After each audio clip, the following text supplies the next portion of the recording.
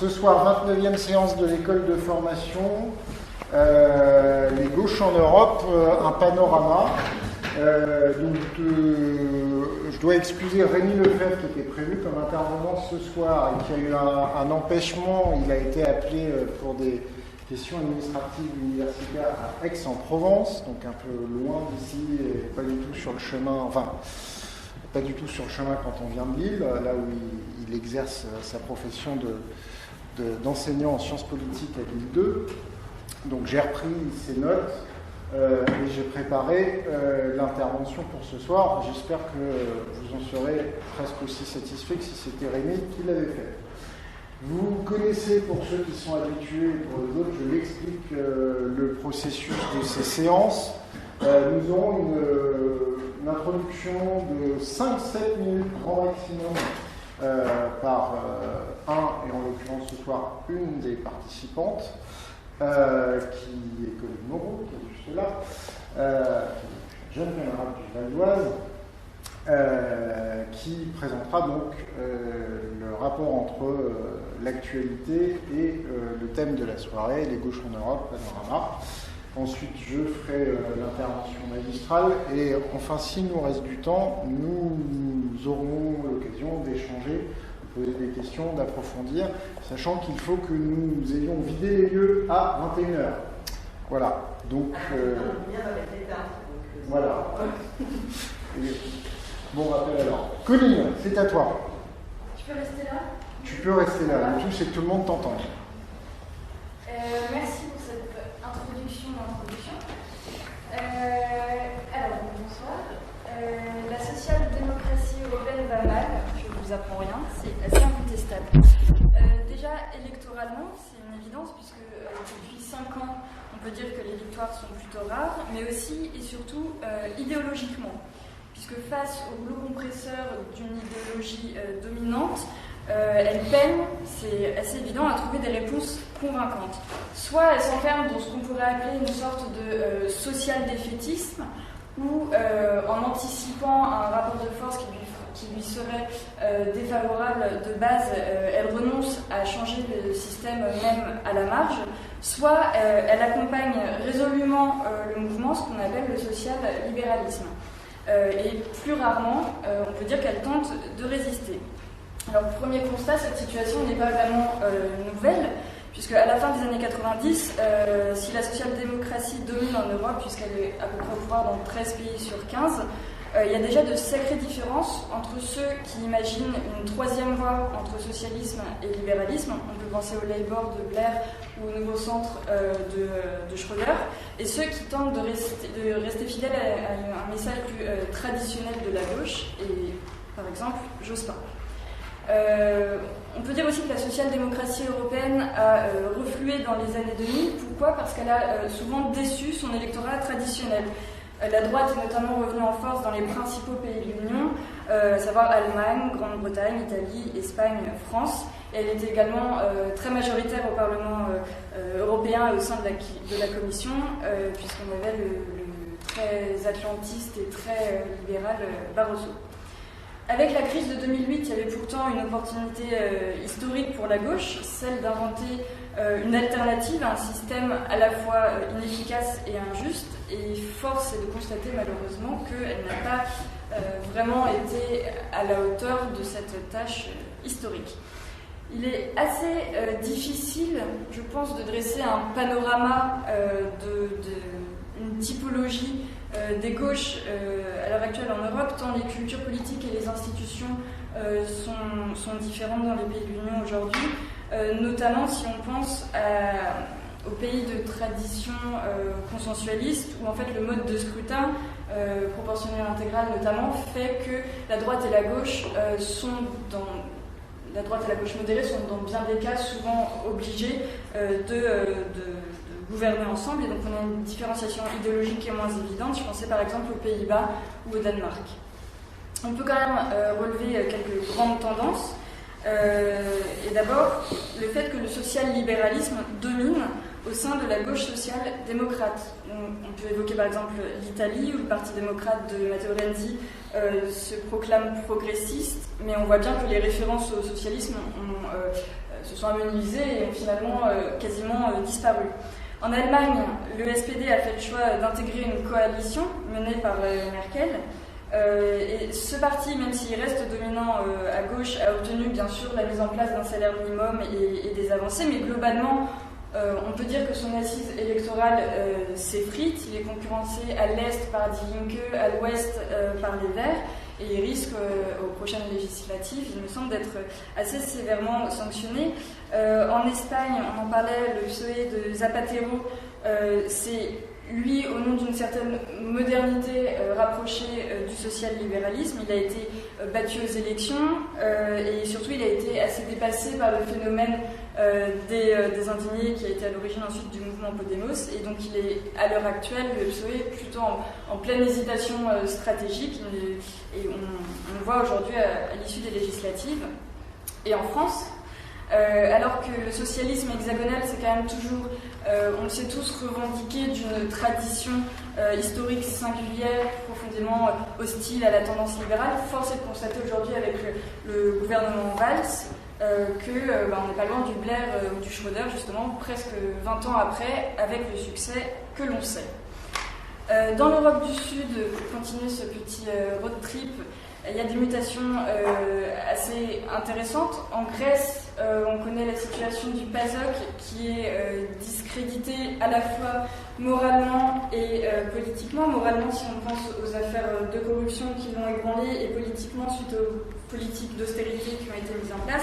Et on peut dire que c'est désormais Syriza, je pense qu'on en parlera, venu de la gauche communiste, qui joue le rôle de parti dominant à gauche.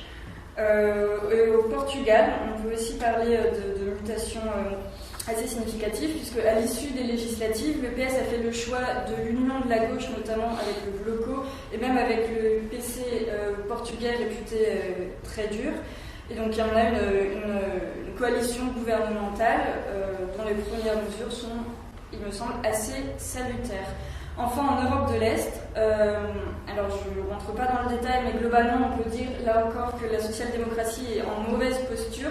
Dans certains pays, elle a quasiment disparu, si on pense à la Pologne ou à la Hongrie, et dans d'autres, elle est même capable de s'allier à l'extrême droite, si on pense là à la Slovaquie. Et donc, pour conclure cette introduction, sans caricaturer, on pourrait dire que la social-démocratie, c'est pas très réjouissant, mais au mieux surnage, au pire sombre, puisque quand elle s'accommode de l'idéologie libérale, elle suscite parfois l'émergence de mouvements qui ont tendance à la concurrencer. Si on pense à Syriza ou à se développer à côté, on parlera peut-être de Nuit debout. Donc elle peut susciter des choses, des mouvements politiquement intéressants qui n'ont pas renoncé à transformer radicalement la société, mais il y a quand même un risque majeur, et je termine par là, c'est quand elle accrédite l'idée selon laquelle droite et gauche s'empoignent sur des choses accessoires, parce qu'au fond elle serait d'accord sur l'essentiel, à savoir les questions économiques et sociales. Et donc par là, elle contribue à nourrir tout ce qui a trait à l'indifférenciation politique et donc la progression des mouvements extrémistes, et donc le fameux UMPS du FN, qui se retrouve d'ailleurs un petit peu partout en Europe. Et à terme, c'est le scénario noir que décrit Raffaele Simone dans Le Monstre doux en 2010, je crois que c'est sorti, c'est-à-dire l'alliance de la droite dure et de l'extrême droite, avec à côté la disparition du courant progressiste.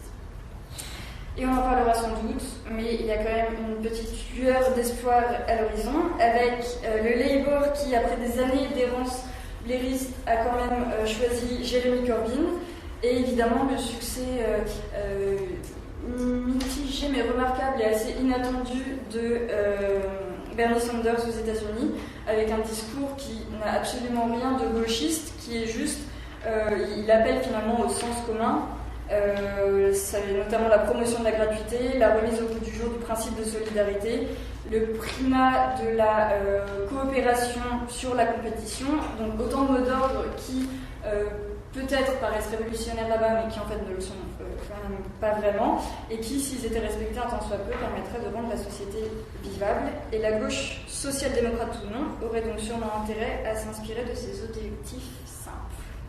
Merci Colline, je pense qu'on peut la saluer, parce que même s'il y aura 2-3 petites choses à corriger, c'était une introduction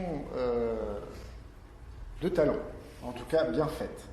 Voilà, alors je vais découper mon intervention en plusieurs parties, une petite intro avec des définitions, bien entendu en deuxième partie un retour historique, parce que il faut savoir ce qu'était la gauche européenne avant de parler de ce qu'est aujourd'hui la gauche européenne, et une description des 3 principaux courants tels qu'on se les représente de la gauche européenne: social-démocratie, écologiste, gauche radicale, et enfin savoir là où sont les convergences, les divergences, où on travaille ensemble, où on n'arrive pas à le faire, et les dynamiques qui sont en cours ou pas, et j'espère que je ne serai pas trop long. Socialisme, quelle est la définition? Divers courants de pensée s'en sont rappelés. Il s'agit effectivement de bâtir depuis la société capitaliste une organisation sociale et économique plus juste, avec le but de soit l'égalité sociale, soit de la réduction des inégalités. Social-démocratie. Pour aller vite et sans revenir sur tout ce que j'ai écrit dans la définition que vous retrouverez ensuite sur le site internet, l'historien Michel Vinocq définit la social-démocratie telle qu'elle apparaît avec le modèle allemand comme une contre-société ouverte fondée sur un profond enracinement dans la classe laborieuse, lequel s'opère grâce à l'alliance, l'osmose ou simplement l'articulation entre partis et syndicats. C'est bien de le rappeler parce que ce n'est pas une définition qui peut s'appliquer à la gauche française. Ne serait-ce que parce que nos syndicats ont toujours été faibles et qu'il n'y a jamais eu de lien organique entre syndicats et partis politiques, sauf entre CGT et Parti communiste dans les années 50, 60 et 70, mais c'est un autre problème. Social-libéralisme. Vous trouverez sans doute sur Internet des définitions très particulières du social-libéralisme qui ne sont pas celles qu'on entend aujourd'hui. Le social-libéralisme, tout simplement, tel que nous l'entendons, c'est l'adaptation de la pensée libérale appliquée par des partis travaillistes, sociodémocrates ou dits socialistes.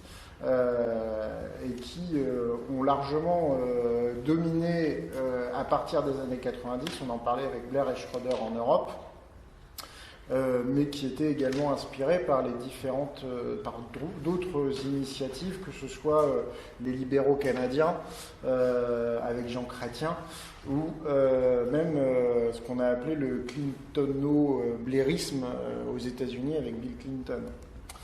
Eurocommunisme, alors j'en parlerai tout à l'heure, mais l'eurocommunisme c'est une définition historique qui est importante puisque dans la fin des années 60, début des années 70, les 3 principaux partis communistes d'Europe occidentale, donc vivant en démocratie, ont tenté de contester le communisme version soviétique pour définir ce que pourrait être une version du communisme adaptée à la démocratie occidentale. Vraisemblablement, seul Enrico Berlinguer, le leader du Parti communiste italien, était sans doute le plus sincère dans cette démarche-là, mais les communistes espagnols et les communistes français, avant de se raidir, l'ont défendu avec lui. Et c'est d'ailleurs dans cette période que le Parti communiste français avait renoncé à la définition de dictature du prolétariat. Écologie politique ou écologisme, c'est un ensemble de courants politiques qui s'est largement affirmé à partir des années 70, qui a évidemment insisté sur les enjeux de l'écologie dans l'action politique ou dans l'organisation sociale, mais qui s'est nourri de divers mouvements et de diverses inspirations qu'on pourra qualifier de plus ou moins libertaires, avec plein de guillemets, dans lesquels on va pouvoir ranger féminisme, tiers-mondisme, pacifisme, non-violence, libertarianisme, mais aussi socialisme et autogestion. En soi, l'écologie politique ou l'écologisme, si on veut être puriste, est effectivement une contestation du modèle économique et social en régime capitaliste et appelle à sa profonde transformation. Enfin, la gauche radicale, on en reparlera tout à l'heure, mais c'est un courant politique très hétérogène, puisqu'il désigne des individus, des groupes et des mouvements, organisations et partis qui naviguent entre les partis sociodémocrates et l'extrême gauche, et qui ont repris des thèmes qui vont de l'antilibéralisme à la promotion de l'écologie, du féminisme, de l'antiracisme, etc., etc. Mais on y reviendra plus en détail tout à l'heure. Donc, un peu d'histoire récente. Quand le monde était simple.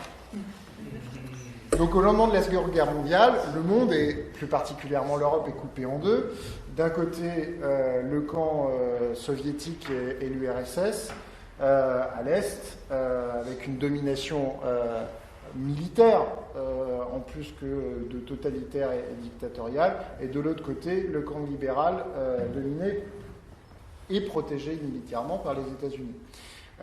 Donc à l'est du rideau de fer, les démocraties populaires, dirigées par des partis souvent issus de la fusion forcée entre les anciens partis communistes locaux, qui étaient parfois pas très puissants, sauf dans de rares endroits, et les partis sociodémocrates qui se sont trouvés dans l'ère dominée par les soviétiques.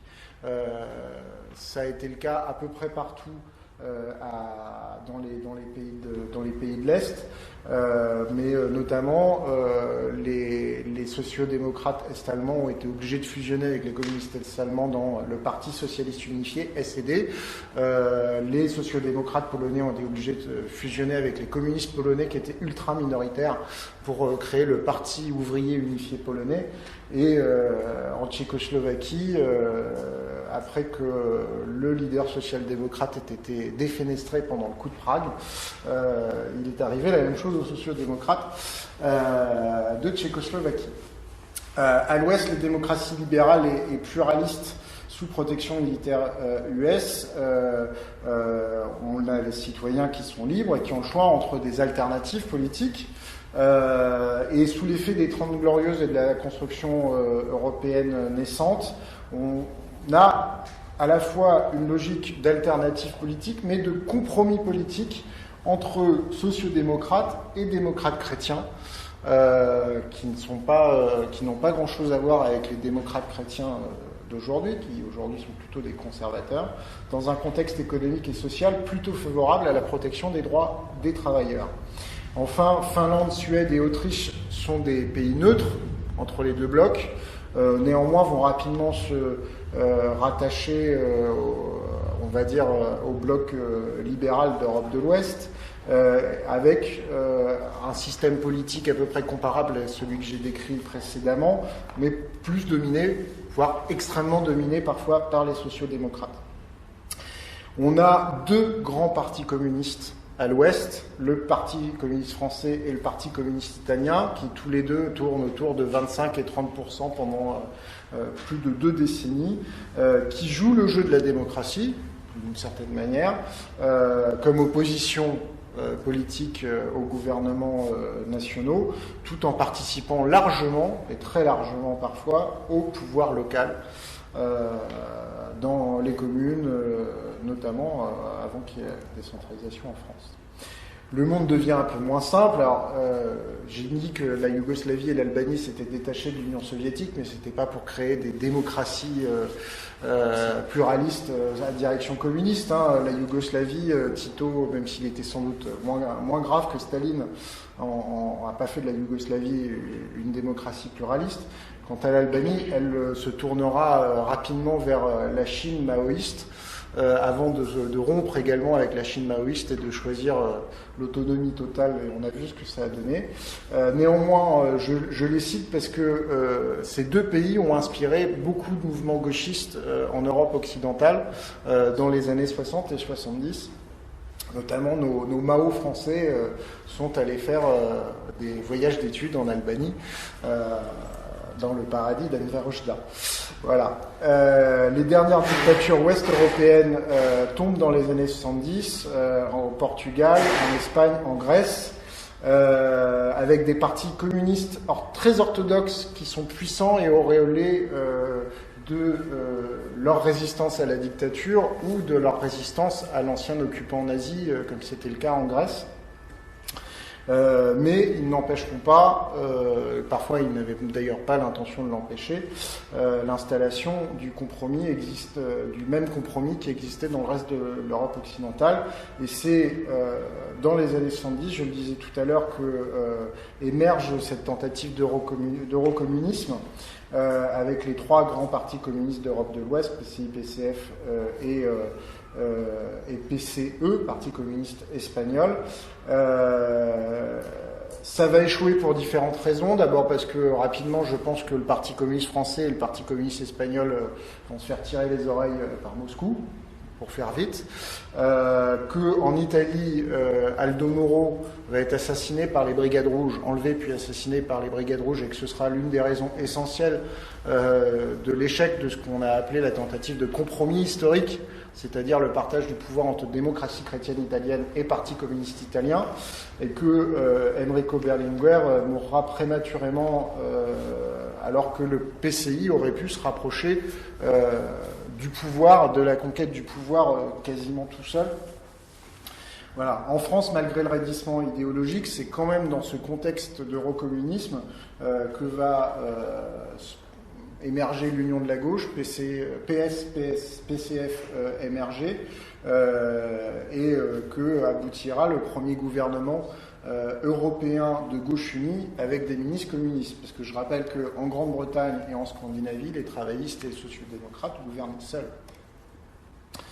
Le monde devient moins simple d'eux. Donc, la question écologique émerge dans les années 70. Ce n'est pas, au départ, un mouvement politique, c'est une interpellation scientifique. Néanmoins, la fin des années 60, les années 70 sont une période de contestation de la société de consommation et que l'écologie devient un élément de la contestation du capitalisme. Les premiers mouvements écologistes naissent dans les années 70 en Europe du Nord et on le verra, le mode de scrutin sera déterminant pour la structuration politique de ces petits partis. En 79, il y a les premières listes écologistes pour les élections européennes et en Allemagne, les Verts entreront pour la première fois au Parlement en 1983. Toutes ces questions de contestation de la société de consommation, de remise en cause de conditions de travail relativement dégradées et difficiles, de promotion des libertés individuelles, de besoin de démocratie directe, vont être évidemment au cœur des revendications des années 70, pour faire vite. Elles nourriront tout un nouveau militantisme qui ira du gauchisme à l'écologisme et qui, paradoxalement, mais Michel pourra nous en dire un mot, puisqu'il a vécu cette époque aux premières loges, va être parfaitement assimilé par le nouveau Parti socialiste en France, qui se crée entre 1969 et 1971, avec des programmes bien plus à gauche que par la suite, et bien plus écologistes que par la suite. Et à contrario, les vieux partis travaillistes et sociodémocrates d'Europe du Nord auront plus de mal à l'assimiler. Un monde bouleversé. En fait, quand la gauche française, les socialistes français arrivent au pouvoir, leurs grands partenaires sociodémocrates eux-mêmes sont contestés et renvoyés dans l'opposition. C'est le cas de Olof Palme en Suède, qui va retourner dans l'opposition de 76 à 82, alors que grosso modo les sociodémocrates en Suède étaient au pouvoir depuis 40 ans, sans discontinuer. James Callaghan, travailliste britannique, qui se fait battre par Margaret Thatcher, et ils vont rester longtemps au pouvoir, les conservateurs britanniques. Et Helmut Schmidt, qui perd le pouvoir dans un renversement d'alliance au Bundestag en 82, les libéraux avec qui il était allié choisissant de rejoindre Helmut Kohl et les démocrates chrétiens.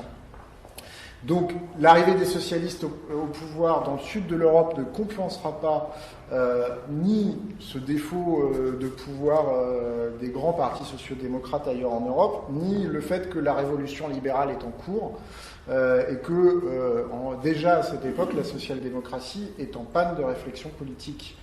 Et que c'est l'émergence de ces gauches du Sud, de ces gauches socialistes ou social-démocrates du Sud, va se faire sans union de la gauche puisque que ce soit en Espagne, en Grèce ou au Portugal, les socialistes locaux considèrent les communistes dangereux pour la démocratie naissante.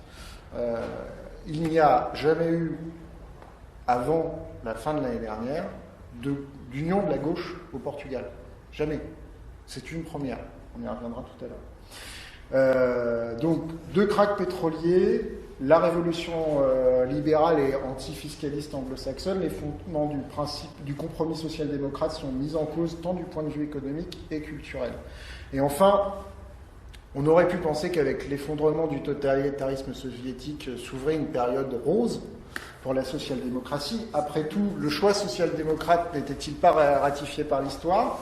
La voie ne lui était-il pas grande ouverte? Ce fut le contraire. La déroute léniniste, stalinienne ou tout simplement soviétique s'est muée en la sienne propre. D'abord parce qu'on avait sous-estimé au moins les perspectives communes que les sociodémocrates, pour contester la suprématie idéologique des communistes, avaient toujours considéré partagée. Et surtout, la social-démocratie était corrodée de l'intérieur. Elle n'a jamais réussi à répondre à la pression libérale. Elle l'a même accompagnée, tant en termes de mondialisation financière qu'en termes de dérive ordolibérale et post-démocratique de la construction européenne. Donc nous sommes rentrés dans une période extrêmement insaisissable depuis les années 90. Marcel Gauchet, c'est de lui qui a marqué sur cette page. Marcel Gauchet explique que le compromis avec les forces conservatrices et libérales a viré à l'absorption pure et simple. Partout, le socialisme européen est sur le reculoir. Et Marcel Gauchet considère que si les socialistes ont encore ici ou là des victoires électorales, c'est souvent soit par défaut, soit par quiproquo, et que, grosso modo, nos programmes ne sont plus que des accompagnements en moins pire de la dérégulation économique et sociale à la mode libérale. On est finalement toujours sur la défensive. Il faut conserver le modèle social, il faut défendre le modèle social, il faut qu'il se dégrade le moins possible, qu'il soit démantibulé le moins possible, mais finalement on apparaît donc comme des conservateurs qui défendent un modèle ancien. Et donc voilà, et c'est effectivement pour lui, la nouvelle version du compromis social-démocrate, il appelle ça la retraite en bon ordre, ce qui n'est évidemment pas de nature à susciter un grand enthousiasme.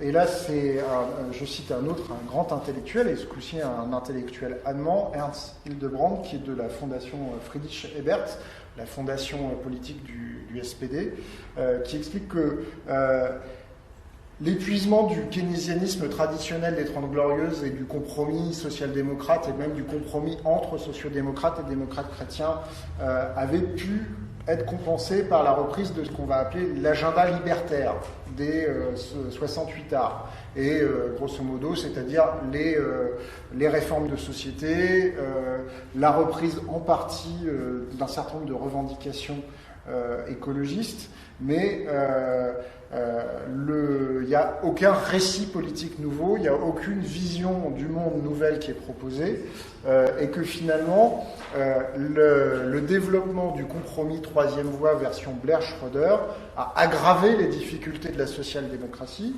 C'est un social-démocrate allemand, pas forcément marqué le plus à gauche qu'il le dit, et que aujourd'hui les dogmes centraux du social-libéralisme, européisme, cosmopolitisme et multiculturalisme sont considérés par une part croissante de l'électorat traditionnel de la social-démocratie comme des problèmes et non pas les solutions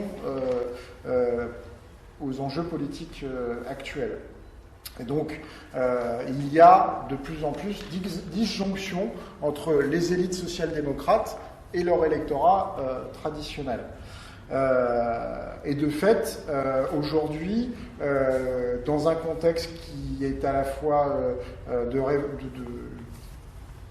d'environnement extrêmement dominé par la pensée libérale et de post-démocratie européenne, où on se demande où est concrètement l'exercice de la souveraineté populaire. Les sociodémocrates sont contestés dans tous les secteurs, dans les classes moyennes et les mieux éduquées, par les écologistes de toute sensibilité, puisqu'on verra que les écologistes sont très divers et très galaxiques, ou parfois par la gauche radicale. Le lectorat de Jean-Luc Mélenchon, pour faire vite, aux élections présidentielles, c'est pas un électorat ouvrier, hein. C'est un électorat de classe moyenne qui considère que la gauche est mieux que la droite. Et dans les classes populaires, la social-démocratie est contestée par une abstention massive qui n'est pas un rejet de la politique ou un désintérêt de la politique, mais on le voit de plus en plus en France, qui est un choix volontaire d'abstention politique, ou par une nouvelle galaxie qui a émergé, qui est la galaxie nationale populiste et qui reprend de larges parts d'un électorat qui, jusqu'ici, en tout cas, était recherché par les sociodémocrates. Panorama des gauches européennes, la social-démocratie européenne en 2016. Donc, Colline le disait tout à l'heure, les élections se succèdent en Europe et confirment la perte d'influence de notre famille politique. À de rares exceptions près, les partis socialistes, lorsqu'ils gagnent, le font poussivement, mais quand ils perdent, c'est des déculottés en général assez graves. Quand Colline disait tout à l'heure que la gauche polonaise était rayée de la carte, elle est rayée de la carte. Aux dernières élections législatives, ils n'ont pas franchi le seuil pour avoir des députés, et donc n'ont plus aucun député à la diète polonaise. Donc vous vous retrouvez avec les ultra-conservateurs contre les libéraux. Voilà aujourd'hui le Parlement polonais. Et pourtant, il y a deux partis qui sont affiliés à la social-démocratie en Pologne, et ils avaient fait aussi alliance avec les écologistes, ça n'a pas suffi. De fait, la famille social-démocrate n'a pas retenu la leçon de la période où elle était largement majoritaire en Europe occidentale notamment, et où elle était bien représentée en Europe de l'Est après la transition démocratique, où cette famille politique, au pouvoir, a mené des politiques d'inspiration libérale. Effectivement, Jospin, face à Blair et à Schröder, était une personnalité politique de résistance à la troisième voie, mais même lui a accompagné ça quelques mois avant l'élection présidentielle. Il y a eu ce qu'on a appelé le fameux compromis de Barcelone, notamment sur la question des réformes structurelles et des retraites, qui a, à mon avis, été mal perçu par une partie de l'opinion à gauche. On en parle peu, mais on parle toujours du traité de Lisbonne, parce que c'est le ressucé du traité constitutionnel européen. Mais à la fin des années 90, il y a eu la stratégie de Lisbonne. La stratégie de Lisbonne, c'était la stratégie de développement de l'Union européenne portée par les gouvernements majoritaires à l'époque, qui étaient majoritairement sociodémocrates. Il devait être 11 ou 12 sur 15 gouvernements. Et sous l'égide du Premier ministre portugais de l'époque, qui était un Premier ministre socialiste, avec Blair, Schröder, Jospin et compagnie, ils ont porté la stratégie de Lisbonne qui remplace une logique de solidarité par une logique de compétitivité. Plutôt que d'un développement solidaire, on va renforcer la compétitivité des économies européennes. Sauf que derrière, on a juste renforcé la compétitivité et la compétition entre pays européens et à l'intérieur même des pays européens. Le Parti socialiste européen lui-même n'est qu'un forum de dirigeants politiques, n'a jamais été capable de définir une vision commune de l'intérêt général et de la construction européenne. Et il n'y a jamais eu de vrai débat politique interne. Il y en a eu à un moment. En tout cas, moi je l'ai cru, qu'il y aurait pu y avoir le fait que le PSE devienne un vrai parti européen et qu'enfin on ait des débats politiques. Ça a duré très peu. Poul Nyrup Rasmussen, ancien Premier ministre danois, était président du Parti socialiste européen. Martine Aubry était première secrétaire du Parti socialiste français, ça a duré 1 ou 2 ans, et les socialistes français avec Martine Aubry avaient décidé de rompre avec le complexe minoritaire des socialistes français. Les socialistes français, soit quand ils sont au gouvernement, et là c'est dans les réunions du Conseil, soit quand ils vont voir leurs camarades du PSE, ils disent « Bon, on est minoritaire, on le sait, donc on va aller à la réunion et on va leur proposer le bon compromis. » Résultat, les autres continuent à discuter sur le compromis qu'on discute et on recule encore. Sauf que quand il y avait Rasmussen et Martine Aubry, pour la première fois, ils ont essayé d'avoir des vrais débats politiques, de trancher des questions. On n'allait pas en se disant on va leur proposer le compromis qui va bien et on venait défendre ce qui était officiellement la position des socialistes français.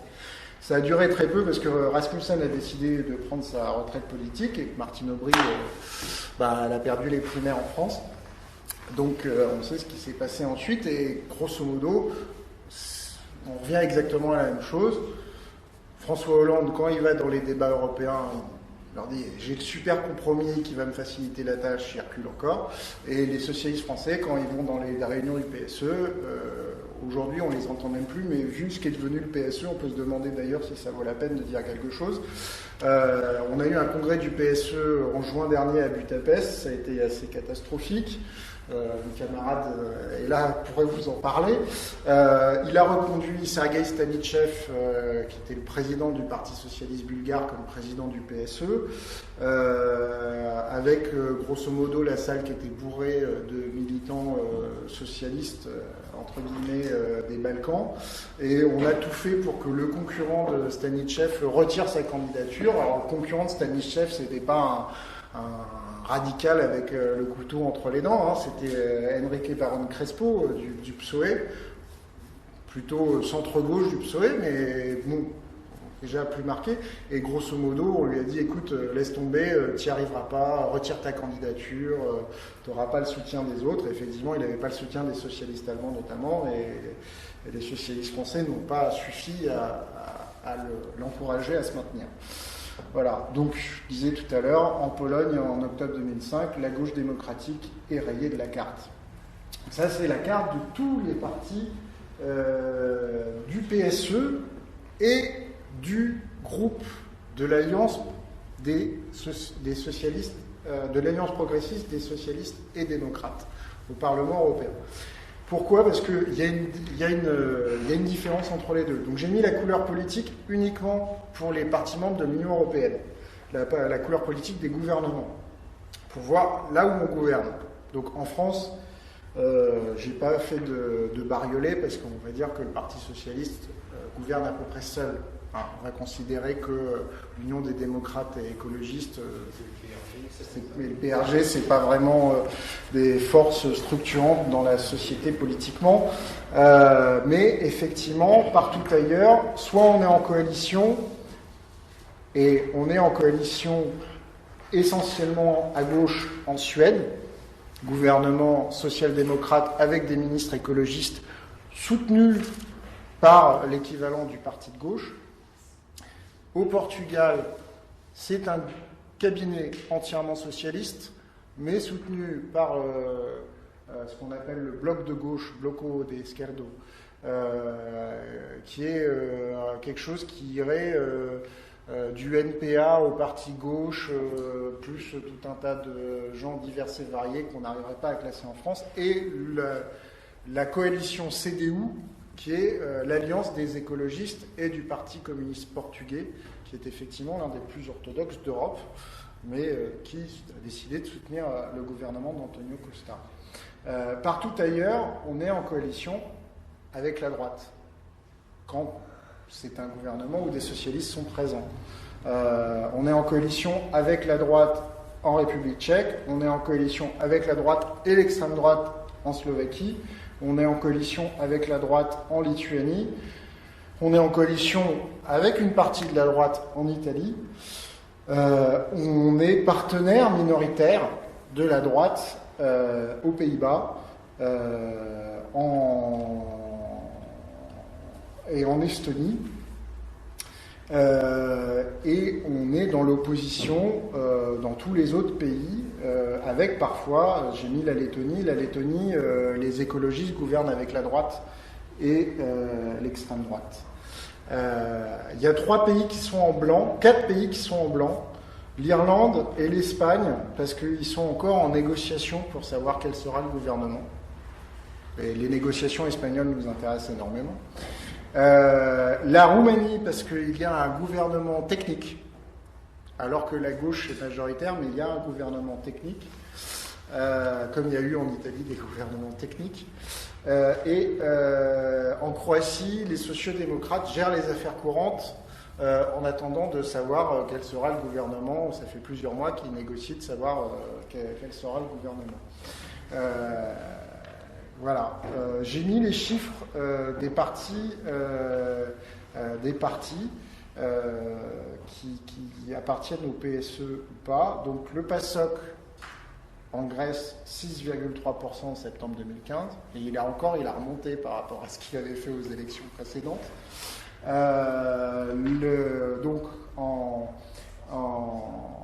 en Pologne, 7,5%, et ils ont perdu presque 11 points par rapport aux élections précédentes. En Irlande, 6,6 points aux élections de février dernier, ils ont perdu 13 points. Essentiellement parce qu'au pouvoir avec le Fine Gael, mais le Fine Gael aussi, absolument pas appliqué le programme qu'ils avaient annoncé. Et ils ont appliqué un programme imposé par l'Union européenne et les deux ont énormément perdu. Et aujourd'hui, tout le monde se demande quel gouvernement va sortir en Irlande, ce qu'on appelle une chambre introuvable. Puisque il y a possibilité de faire des majorités, mais avec des gens qui se détestent cordialement. Donc je leur souhaite bien du plaisir. Voilà. J'ai mis des petites croix roses sur le Parti démocrate et sur le PSB, Parti social-démocrate bulgare. Le Parti démocrate italien n'est pas membre du PSE et n'est pas membre de l'Internationale socialiste. Il est membre en tout cas ses eurodéputés siègent dans le groupe social-démocrate au Parlement européen. Quant au PSB, j'ai toujours pas réussi à trouver la raison, mais donc le PSB c'est le parti de Sergueï Stanishev, notre président du Parti socialiste européen, mais j'ai vu qu'il n'était plus annoncé par le PSE comme membre du PSE, ni même de l'Internationale socialiste, donc c'est très particulier. Il y a un micmac que je n'arrive pas à comprendre, c'est pour ça que parfois vous avez, selon les pays, des pays, vous avez deux logos, parce qu'il y a 2 partis sociodémocrates. Donc en l'occurrence, en Bulgarie, il y a le Parti social-démocrate bulgare et vous avez le Parti socialiste bulgare qu'il faut bien que je représente, puisqu'il siège dans le groupe SED, que le président du PSE et du Parti social-démocrate socialiste bulgare. Mais bon, voilà. En Belgique, il y a 2 partis socialistes, mais c'est parce que le pays est divisé entre flamands et francophones. Voilà. Alors, le Parti démocrate italien et la fusion entre les héritiers du Parti communiste italien, qui s'était transformé en parti démocratique de la gauche, puis démocrate de gauche, et l'aile centre-gauche de la démocratie chrétienne italienne, qui a explosé en de multiples chapelles. Un certain nombre de chapelles ont fusionné avec les démocrates de gauche, et ça a donné le Parti démocrate italien. Et pour que le Parti démocrate italien reste dans le groupe social-démocrate au Parlement européen, on a créé l'Alliance progressiste des socialistes et démocrates, mais le PDI n'est pas plus socialiste du tout, ni social-démocrate, ni travailliste, ni... Voilà. Et d'ailleurs, Matteo Renzi vient de la tradition démocrate chrétienne, pas communiste italienne. Il est très jeune, donc il a eu du mal il a à peu près mon âge, il a eu du mal à connaître cette période, mais en tout cas, s'il devait se rapprocher des traditions, c'est pas la tradition communiste italienne. Donc, un tableau, rapidement, vous retrouverez ça, les résultats au dernier scrutin général et les positions des différents partis, s'ils sont dans la majorité ou dans l'opposition.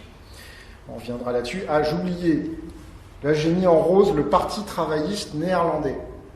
Le Parti travailliste néerlandais est membre du PSE, mais n'est plus membre de l'Internationale socialiste. ni observateurs, ni membres de plein droit. Parce que les travaillistes norvégiens et britanniques sont observateurs à l'internationale socialiste, mais le PVDA n'est même pas observateur à l'internationale socialiste. Il est membre du PSE, il est membre du groupe social-démocrate au Parlement européen. Et donc le PVDA, c'est le parti du magnifique Jeroen Dijsselbloem, qui était le président de l'Eurogroupe qui a négocié l'accord de juillet 2015, enfin négocié avec plein de guillemets, avec la Grèce. Donc un personnage extrêmement sympathique. Le poids et le nombre d'eurodéputés, on va dire pour faire vite, sociodémocrates entre 1979 et 2014. Donc vous voyez que c'est entre 89 et 94 qu'on a pesé le plus.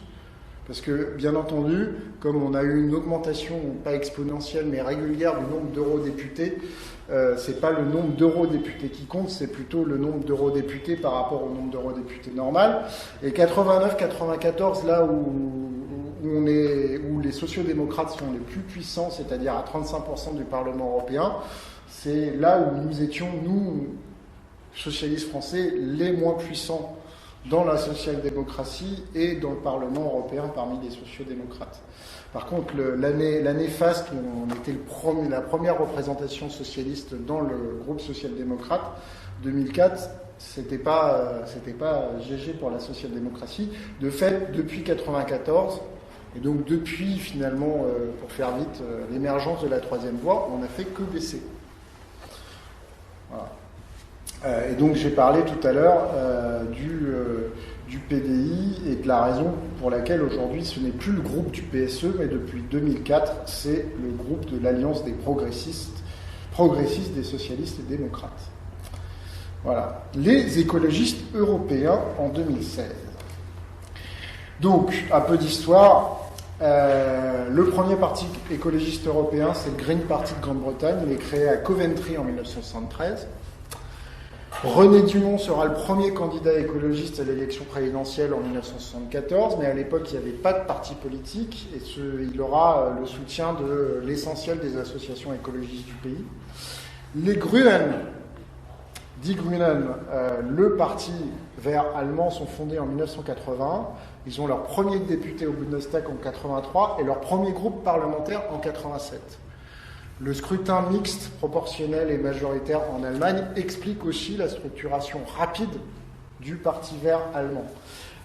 Ils vont presque s'effondrer avec la chute du mur et aussi après une période dans les années 80 où ils se sont foutus sur la gueule entre Fundis et Realo.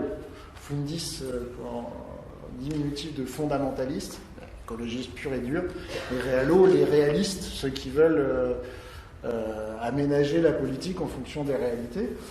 Comme quoi, c'est un débat qui traverse tous les partis politiques. Ils réussiront à surnager grâce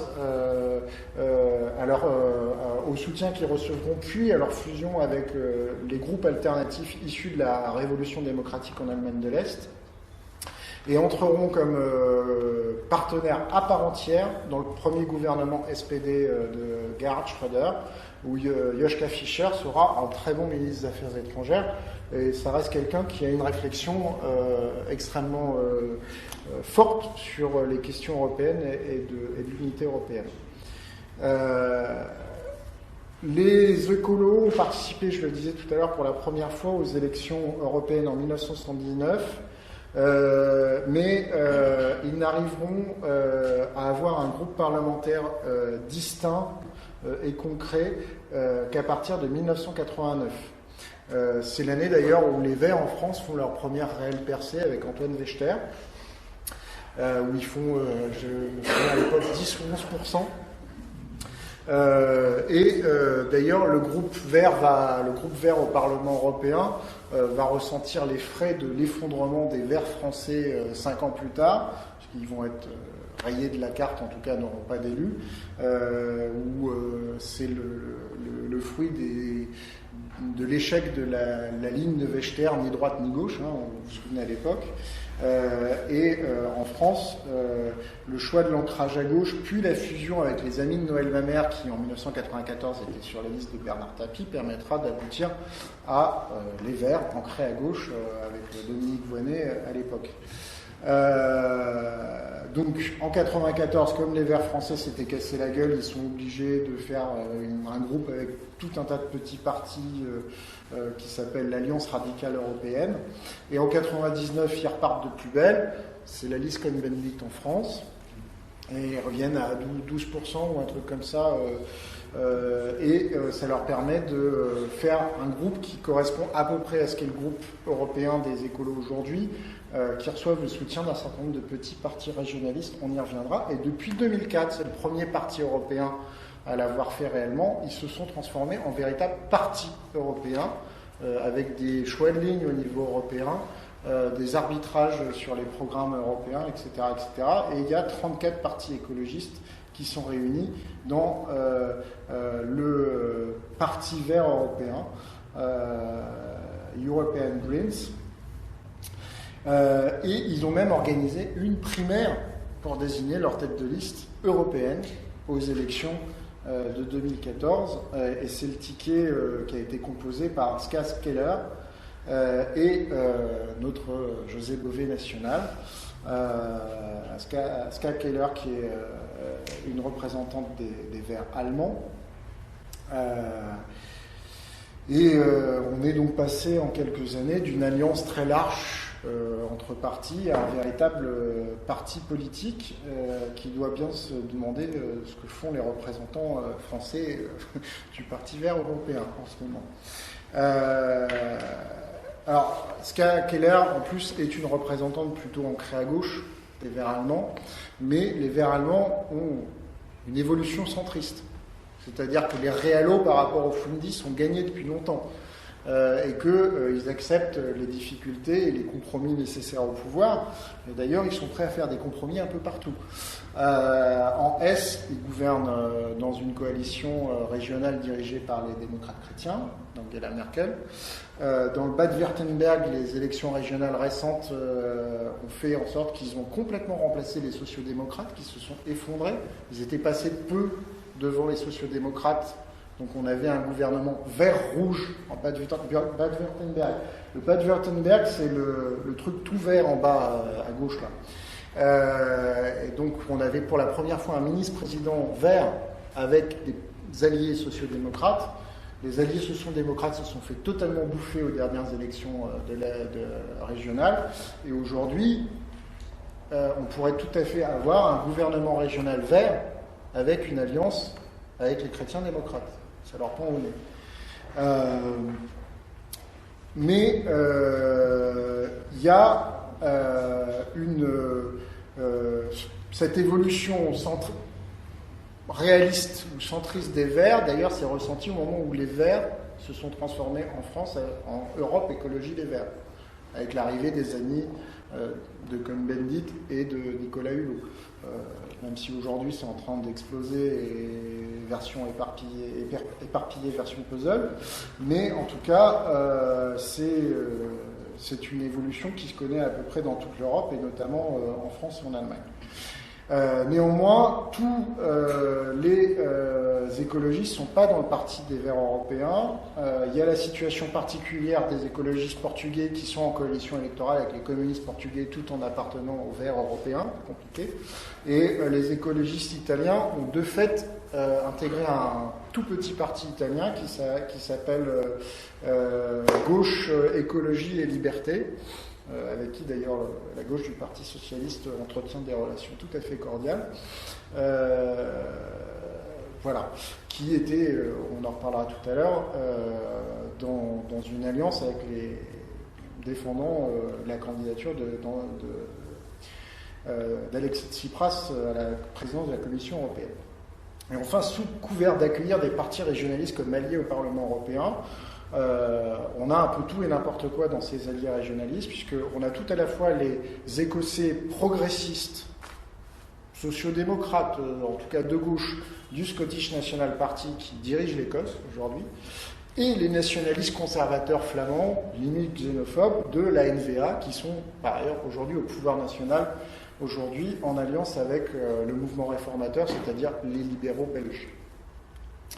Les Verts catalans ont rejoint les coalitions de Podemos aux dernières élections générales en Espagne, et le Parti socialiste populaire danois est plus éco-socialiste qu'écologiste.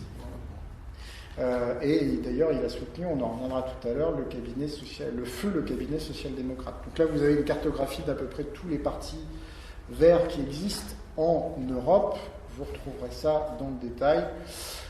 Donc vous retrouvez les particularités régionalistes qui existent un peu partout. En Espagne, il y a toujours la spécificité catalane. En Belgique, il y a toujours les Flamands, les Wallons. Et en Grande-Bretagne, vous avez les Écossais et les Anglais-Gallois de l'autre côté, comme à chaque fois. Voilà. Le poids des élections électorales des écolos. Donc on voit que ils sont plutôt forts dans l'ère germanique, mais souvent d'ailleurs, c'est pour ça que vous avez des évolutions par rapport au score européen. Ça a été le cas régulièrement en France. Le vote écologiste est souvent un refuge pour ceux qui ne peuvent plus supporter de voter social-démocrate, ne veulent pas voter radical, attention des gauchistes, et finissent par voter écologiste. Donc il y a une grande fluctuation, et d'ailleurs ça se voit dans la représentation au Parlement européen, il y a une grande fluctuation du poids des écologistes, mais qui progresse sensiblement et régulièrement, essentiellement dans les classes moyennes et les classes moyennes aisées et éduquées.